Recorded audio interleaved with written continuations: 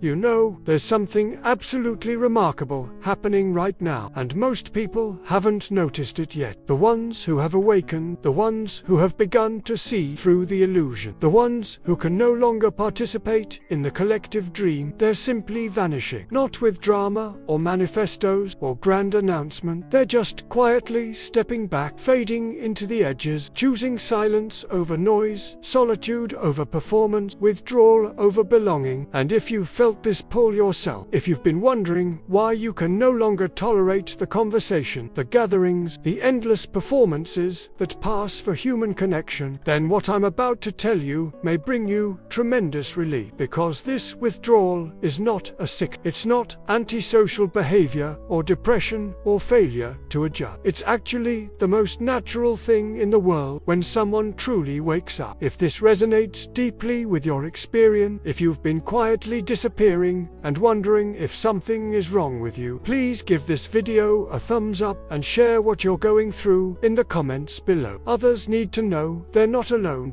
And if you want to understand the deeper patterns of awakening, subscribe to this channel. Now, let me be very clear about what I mean by waking up. I'm not talking about reading a few spiritual books or having nice ideas about consciousness or posting inspiring quotes. I'm talking about that moment when the veil actually drops, when you see with devastating clarity that almost everything people are doing is a kind of sleepwalking. They're playing roles they didn't choose, repeating lines they never questioned, moving through routine they never examined, all while being completely unaware that they're asleep. And when you're asleep yourself, when you're still participating in the dream, this is no problem at all. You fit right in perfectly. You can have conversations about nothing and feel perfectly satisfied. You can worry endlessly about what other people think and believe that actually matters. You can chase after things that have no real substance and call it success, call it progress, call it living. But the moment you wake up, the moment you really see what's happening, everything changes irrevocably. Suddenly, you're like someone who has walked out of a dark movie theater into brilliant daylight. And when you try to go back into that theater, when you try to sit down and watch those flickering images on the screen again, you simply cannot do it, because you know now that it's just light and shadow, projection and illusion. You know it's not real, and no amount of wanting to fit in, no amount of nostalgia for when things were simpler can make you unsee what you've seen. The first reason spiritually awake people are disappearing is that they can no longer participate in unconscious conversation, and these make up approximately 90% of all human interaction. Think about what most conversations actually consist of: gossip about people who aren't present, complaints about circumstances that won't change, opinions about things that don't matter, judgments about people they don't understand, stories designed to impress or elicit sympathy or maintain a particular image. It's all performance, all noise, all distraction from anything real. When you're awake, you can see through this instant. You can see that the person complaining isn't actually interested in solution. They're addicted to the victim story. You can see that the person gossiping is really revealing their own insecurity, not truth about the other person. You can see that the political arguments aren't about issues at all. They're about ego defending its position and making others wrong. And once you see this, once you perceive the unconsciousness beneath nearly every interaction, you cannot pretend not to see it. You cannot force yourself to care about these conversations anymore. I remember a woman who described going to a party after a profound awakening experience. She stood there listening to people talk, really listening, and she realized with startling clarity that nobody was actually saying anything. They were making sound, filling space, performing their role, but there was no real communication happening. No genuine vulnerability, no authentic sharing, no true connection, just noise masquerading as conversation. And she felt utterly alone in a room full of people, more alone than she'd ever felt in actual solitude. So she stopped going to parties, not with anger or judgment, just a quiet recognition that she could no longer participate in that particular game. The second reason awakened people are disappearing is that they've stopped seeking external validation, and society is entirely built on the currency of validation. Everything in modern society is designed to keep you seeking approval, seeking like, seeking seeking recognition, seeking confirmation that you're okay, that you matter, that you're enough. Social media is an industrial-scale validation machine. Career structures are built on hierarchies of status and recognition. Social gatherings are performances where everyone is unconsciously asking, do you see me? Do you approve of me? Do you think I'm successful or interesting or attractive? But when you wake up, when you find something real within yourself, you stop needing external validation. Not because you've forced yourself to stop needing it, but because you've found something so much more substantial inside that external approval becomes meaningless. Like preferring fool's gold after you've discovered actual gold. And this is profoundly threatening to the social order, because if you're not seeking validation, you cannot be controlled. You cannot be manipulated. You cannot be sold things you don't need by convincing you they'll make you acceptable. You cannot be pressured into conformity by threatening to withhold approval. You've become ungovernable in the most fundamental way, and ungovernable people make society very uncomfortable. So the awakened person finds that they're no longer interested in social media, no longer interested in impressing anyone, no longer interested in maintaining an image or curating a persona. And society interprets this as antisocial behavior, as depression, as something wrong that needs to be fixed. But it's actually the opposite. It's finally becoming healthy after a lifetime of sickness. The third reason the awakened are vanishing is that they can no longer tolerate environments that drain consciousness. And most environments are designed to do exactly that. The workplace that demands you perform a role that has nothing to do with who you actually are. The family gathering where everyone plays out the same unconscious patterns they've repeated for decades. The social events where you're expected to be on, to be entertaining, to be a particular version of yourself that makes others comfortable. These environments require constant energy expenditure just to maintain your consciousness, just to stay awake while everyone around you is asleep. It's like swimming upstream constantly. Every interaction is pulling you back toward unconsciousness, back toward the role, back toward the performances, back toward sleep. And eventually, the awakened person realizes something crucial. They cannot continue developing their consciousness while remaining in environments that are actively working against it. Think of it like trying to grow a plant in complete darkness. The plant can survive for a while on stored energy, but eventually it will wither without light. The awakened person discovers that being surrounded by unconsciousness isn't just uncomfortable, it's actively depleting. It's killing something precious that they've worked incredibly hard to develop. So they make a choice that looks insane to everyone still asleep. They choose consciousness over belonging. They choose truth over acceptance. They choose their own inner clarity over the approval of people who cannot see what they see. And this is when the disappearing begins in earnest. First, they leave social media because they recognize it's a machine specifically designed to keep people unconscious. Every scroll is an invitation to judgment, comparison, outrage, distraction, identification with image. For someone who's awakened, it feels like being asked to swim in sewage. So they simply stop. They delete the application. They stop checking and scrolling and posting. And suddenly they have hours of life returned to them. Hours that were being consumed by manufactured urgency and artificial connection. Then they start leaving social circles, not with dramatic announcement or burned bridges, just quietly stopping showing up, because they realize that most social gatherings are elaborate performances where everyone is performing their success, their happiness, their opinions, their persona. And the awakened person can no longer perform. Their authentic self has emerged, and it has absolutely no interest in pretending. Their real face has appeared, and it cannot wear the old masks anymore. So they stop attending, and people say they've changed. They're not fun anymore. They're becoming isolated. But what's really happening is that the awakened person is simply refusing to betray themselves for the sake of maintaining connections that were never real in the first place. Then they leave certain relationships, and this is often the most painful part. Not because they stop caring about people, but because some relationships were built entirely on who they used to be, on the sleeping version of themselves. And now that they've awakened, there's no common ground left. They're speaking different languages. They're living in different worlds.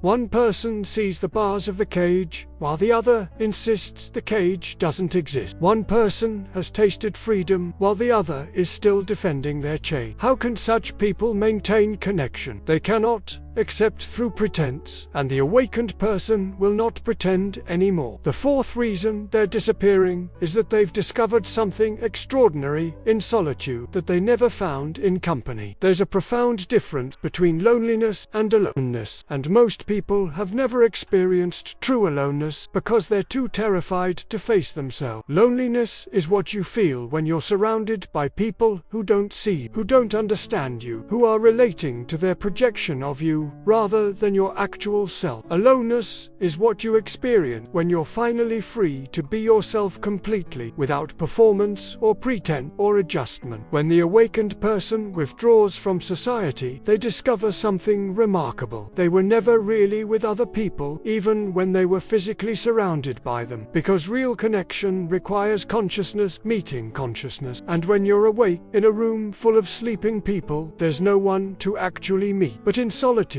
in that quiet space, away from all the noise and performance and projection, something different happens. You meet yourself, really meet yourself. Not the version you've been performing for others, not the role you've been playing, but the actual, living, breathing consciousness that you are. And this meeting, this genuine encounter with your own being, is not lonely at all. This is coming home. In this space, you can finally hear your own thought without the constant interference of other people's opinions and expectation. You can finally feel your own feelings without absorbing everyone else's emotional states like a sponge. You can finally discover what you actually want, what you actually believe, who you actually are when no one is watching, when there's no one to impress or please or perform for. This is what I call the hermit phase, and it's absolutely necessary for anyone who's awakening. You cannot transform while maintaining all your old connections and commitment and social obligation. You cannot become a butterfly while still trying to live as a caterpillar. There must be a withdrawal, a cocooning, a period of deep internal work that happens in solitude. And during this time, the awakened person is not escaping from life or running away from responsibility. They're integrating, they're processing all the unconsciousness they've absorbed over years or decades. They're healing the wound that came from pretending to be someone they weren't. They're developing the strength and clarity to stand in their truth, even when everyone around them is still asleep. This is extraordinarily hard work, much harder than staying asleep, because when you're awake, you can no longer blame others for your suffering. You can no longer project your darkness onto convenient targets. You can no longer avoid your own depth by staying busy and distracted and socially engaged. You must face everything, all the fear you've been running from, all the pain you've been suppressing, all the ugliness you've been avoiding by staying perpetually busy and surrounded. And you must do this alone, because no one else can do it for you. But here's what's beautiful about this process. Once you've done this work, once you've truly integrated your shadow and found your authentic self, once you've developed genuine inner stability, you're no longer dependent on others for your sense of reality. You're no longer looking desperately for approval or validation or belonging. You've found something far more valuable than any of those things. You've found yourself, and from this place, if you choose to return to society, you return completely differently. Not to participate in the unconsciousness, but to offer something else entirely. A different frequency, a different possibility, a different way of being. You become what I call a border dweller, someone who lives on the edge between the sleeping world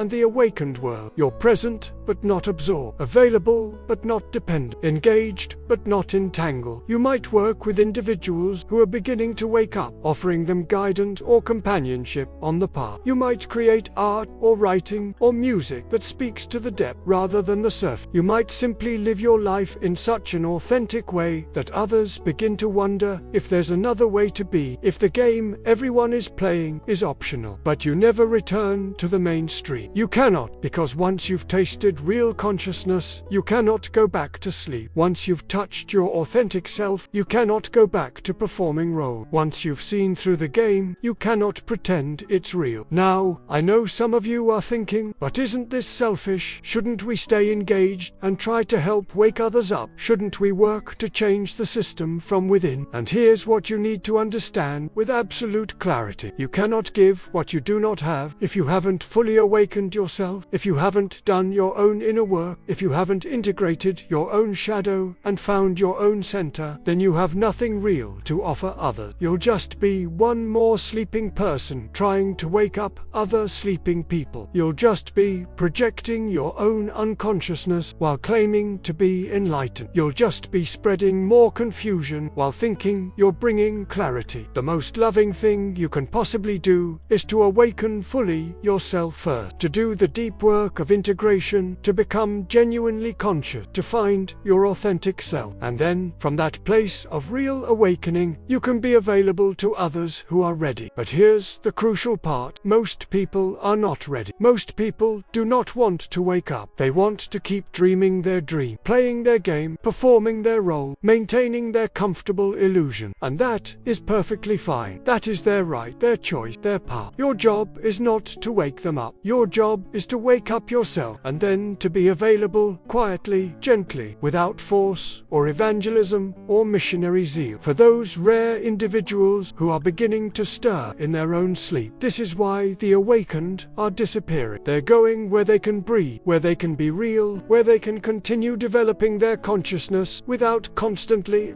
having to defend it or explain it or dim it to make others comfortable. They're finding each other in small circles, in quiet spaces, on the margins of society. They're creating little islands of consciousness in a vast ocean of sleep. They're building alternative ways of living that don't require them to betray themselves every single day. And this is not abandonment of humanity. This is actually the most responsible thing they can do, because the collective doesn't need more people participating in its unconsciousness, adding to the noise and confusion and drama. What it needs desperately is people who have done the hard work of waking up, who can serve as living examples that another way is possible, that you don't have to stay asleep, that there's something real beyond all the performance and pretense. So, if you're feeling the pull to disappear, if you're finding it harder and harder to participate in normal society, if you're losing interest in the game and performances and noise, then listen to that pull with your whole being. It's your soul calling you home. It's your consciousness asking for the space it needs to fully emerge and develop. Do not fight it. Do not feel guilty about it. Do not try to force yourself to stay engaged with things that are actively draining your life for. Give yourself complete permission to withdraw. Give yourself permission to be alone, genuinely alone. Give yourself permission to disappear for as long as you need. This is not permanent unless you choose it to be. You may return when you're ready, but you'll return as someone completely different. Someone whole rather than fragmented. Someone authentic rather than perform. Someone who can offer real consciousness rather than unconscious performance dressed up as spirituality. And in the meantime, while you're withdrawn, while you're in your cocoon, use that solitude well. Do the inner work that only happens in silence. Integrate your shadow, the parts of yourself you've been denying and rejecting. Find your authentic self beneath all the layers of conditioning. Develop your consciousness deliberately, carefully, thoroughly, because this is what the world actually needs. Not more people pretending to be awake while still being asleep. Not more spiritual performances and enlightened persona, but people who have genuinely awakened, who have done the real work, who have something substantial to offer, rather than just more beautiful sounding words. The spiritually awake are disappearing because they must, because consciousness cannot develop properly in unconscious environments. environment, because authenticity cannot emerge while you're still performing role, because truth cannot be found while you're still participating in collective lies and agreed upon illusion. So let them go, these disappearing souls. Or rather, if you are one of them, let yourself go. Withdraw without guilt. Disappear without apology. Be alone without calling it loneliness. And trust completely that you're following an ancient pattern, a necessary pattern, a pattern that every genuinely awakening person must follow. The caterpillar must dissolve completely in the darkness of the cocoon before it can become the butterfly. The seed must break apart in the dark soil before it can become the tree. The awakened person must withdraw from society before they can return with something real and transformative to offer. This is not the end of your engagement with life. This is the beginning, the real beginning of genuine consciousness in a world that desperately needs it but doesn't yet know it needs it. But that consciousness must be developed in solitude and silence before it can be shared authentically in community. So disappear if you must, and know with absolute certainty that in your disappearing, you're actually preparing something profound, something the sleeping world cannot yet perceive or understand, something it will need desperately when it begins to wake up. You're not abandoning anyone. You're pioneering. You're going ahead to prepare the way. You're becoming what others will eventually need you to be when they're ready to wake up themselves. And that, my friend, is the most loving thing you can possibly do.